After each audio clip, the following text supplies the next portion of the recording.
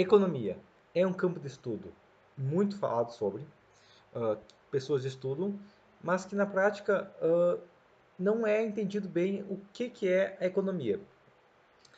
Então, uma coisa muito pouco conhecida é o que seria a base, o núcleo da economia, né? Se você for imaginar, qualquer sociedade vai precisar, se tiver pessoas, que é, você tem que aceitar, né, que uma sociedade vai ter pessoas, ah, qualquer sociedade vai precisar de comida, para as pessoas não morrerem de fome. Então, você tem que ter pessoas produzindo comida. Essas pessoas que produzem comida vão precisar ter ferramentas ou máquinas para produzir comida. Então, eu tenho que ter pessoas produzindo ferramentas e máquinas. Uh, Essas pessoas vão acabar morrendo. Nenhuma pessoa vive para sempre. Toda pessoa tem um prazo de validade, dependendo da pessoa, é 20 anos, vai 60 anos ou 80 anos, mas nenhuma pessoa tem uma expectativa de vida infinita. Então, eu vou ter que substituir essas pessoas a cada geração. Ou seja, eu tenho que ter essas pessoas produzem mais pessoas. É a única maneira que a gente encontrou até hoje de produzir pessoas é reprodução, né? Então tem que ter produzir pessoas. E essas outras pessoas chegam no mundo sabendo nada. Então eu tenho que ensinar elas toda a geração. Então, a gente já indo por essa sequência de lógica, a gente consegue perceber que existem coisas essenciais para a economia. Que não importa qual sistema econômico, capitalismo, socialismo, feudalismo, anarcocapitalismo, anarco-sindicalismo e tudo mais, vai ter que ter esses serviços são essenciais. Não tem como não ter esses serviços, certo? Então aqui a gente já isola uma parte da economia essencial. Uh, Todo sistema, então, ele tem que ter uma maneira de garantir que esse sistema essencial funcione. Num sistema comunista, analisando primeiro, né, o que ele teria? Ele teria alguns burocratas que decidem quanto vai ser produzido. Vai ser produzido, nessa cidade, vai ser produzido todo dia 30 mil pães. E vai ser distribuído de alguma maneira. Eles têm que decidir como vai ser distribuído também, né? Quem que vai produzir esses pães e tudo mais. Isso tem que ser de alguma maneira decidido. Num sistema livre mercado capitalista, a mesma coisa vai acontecer. Só não tem um controle central. Ele tem vários padeiros, ou pessoas que podem ser padeiros, que tem um forno em casa, que tem farinha, sabe fazer pão, e elas vão produzir pão. E baseado na quantidade de produção de pão, qualidade do pão e tudo mais, elas vão receber uma quantidade de dinheiro por esse pão e vão ter um lucro ou não. As pessoas que têm um lucro bom com o pão vão continuar produzindo pão. E isso serve para tudo, né? Uma vantagem, então, a gente consegue ver entre cada sistema é que um sistema com controle central, ele acaba tendo todas as decisões por conta de um burocrata. Então, se a gente imaginar que um sistema comunista, por exemplo, o cara decidiu vai ter 30 mil pães, vai ser produzido todo dia 30 mil pães. Se precisa de 20 mil ou 50 mil, vai ser produzido 30, certo? No sistema de livre mercado, não é exatamente isso que vai ocorrer. Vai ser produzido quanto as pessoas pagarem por pães. Então, se as pessoas acham que vale a pena pagar para ser produzido 100 mil pães por dia, as pessoas vão pagar e vão produzir 100 mil pães por dia. Isso vai gerar um aumento de pessoas que vão produzir pães, né? Mais, como vai ter mais pães sendo produzidos, mais pessoas querendo comprar pão, vai aumentar o valor, né? Porque vai aumentar a demanda, a oferta vai querer aumentar também, né? Mais pessoas vão produzir, mesmo que não seja um pão de boa qualidade ou não seja um pão tão barato, mas vai ser produzido porque tem esse sistema de controle. Todo sistema vai ter isso, certo?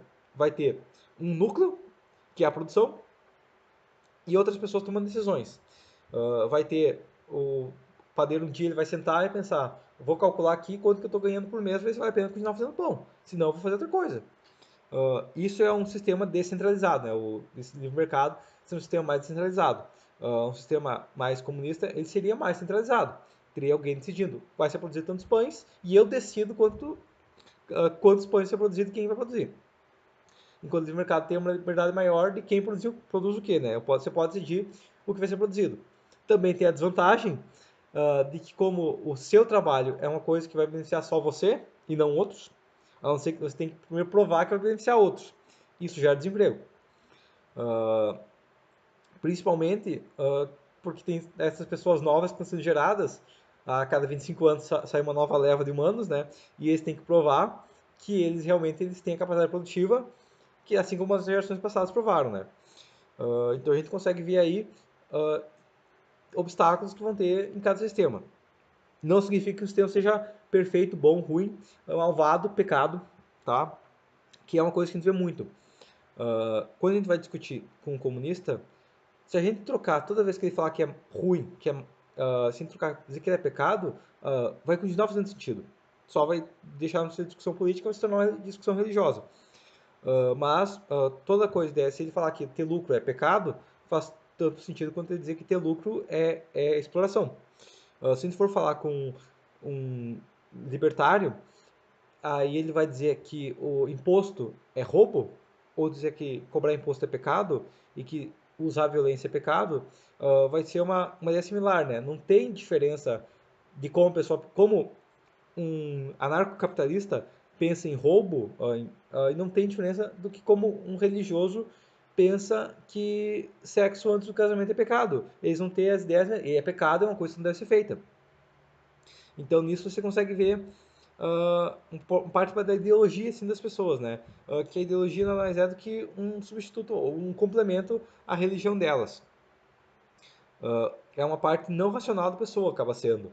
Por mais que a base ideológica tenha uma razão atrás dela, né? Então, sabendo esse núcleo econômico, a gente pode analisar algumas coisas que o governo, que outras empresas fazem e tudo mais, né? O governo são uma empresa também, que usa violência, mas são uma empresa. Que o governo faz e ver qual que vai ser as consequências reais. Pegando, por exemplo, então, o programa Minha Casa Minha Vida. O que o programa Minha Casa Minha Vida fez? Então, primeiro, o que ele disse que queria fazer? O que ele disse que queria fazer é criar magicamente casas e as pessoas morar nelas. O que acontece na prática? É impossível dizer ocos pocos, dominocos e surgir uma casa. Já teve gente que tentou isso e não funcionou. Se só funcionasse, não teria engenheiro ir para a escola de magia. Mas então, sabendo que tem que construir demora para construir uma casa, o que eu tenho que fazer? Eu tenho que ter mais pessoas produzindo casas. Eu tenho que ter mais engenheiros pensando em como construir casas. Basicamente, eu tenho que ter maior produção de casas. Tem que, se eu quiser, mais casas, né? Que o governo disse que queria. Pronto, decisão dele e ele foi lá e tentou achar um jeito. O que ele fez na prática? Ele simplesmente jogou mais dinheiro na economia para a parte de casas. E mais dinheiro a longo prazo, né? Ele só permitiu as pessoas pegar empréstimo para construir casa. Jogando dinheiro na economia, basicamente, né? O que acontece nisso? Ele basicamente gerou um aumento geral, ele gerou inflação, né? Aumentou a quantidade total de dinheiro, porque ele jogou mais dinheiro na economia, ele não jogou mais pedreiro na economia. Então, através desse dinheiro jogado, houve uma inflação geral, né? E algumas pessoas que antes eram soldadores, ou que antes eram motoristas, que eram padeiros, decidiram que não valia mais a pena fazer pão e valia mais a pena levantar a parede. E foram lá levantar a parede, certo? Então, na prática foi isso que aconteceu, né? Por que ele fez isso, basicamente? Teria outras maneiras, porque se você quer que mais pessoas tenham casas, essas pessoas que você está imaginando, elas já têm, elas não estão morando, a maioria das pessoas, pelo menos, que hoje em dia moram numa casa que ele comprou pela Minha Casa Minha Vida, não moravam na rua antes. Elas já tinham uma casa, só era alugada. Se você realmente quisesse facilitar, não, o que seu objetivo não fosse gerar uma inflação no setor construtivo, você poderia simplesmente permitir as pessoas, facilitar que as pessoas comprem a casa que elas estão alugando. Que não, o governo não permitiu isso, não facilitou isso. Ele queria construir novas casas. Ou seja, ele queria realmente jogar mais dinheiro no setor construtivo. Talvez, né, porque a gente não está em investigação, né, mas quase certo, porque certas empresas pagaram para o governo jogar dinheiro na economia. Odebrecht, talvez, não posso garantir ainda. Então, basicamente foi isso que aconteceu. Ela tentou modificar o núcleo econômico. O governo tentou modificar o núcleo econômico e gerou uma crise. Então, falando em crise, o que é uma crise?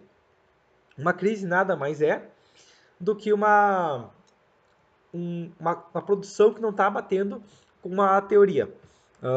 Ou seja, a quantidade que está sendo produzido e a qualidade das coisas sendo produzidas, né, as características gerais dela, não condizem com o que as pessoas queriam que fosse produzido. Ou seja, está sendo produzido menos do que as pessoas querem. Isso é uma crise.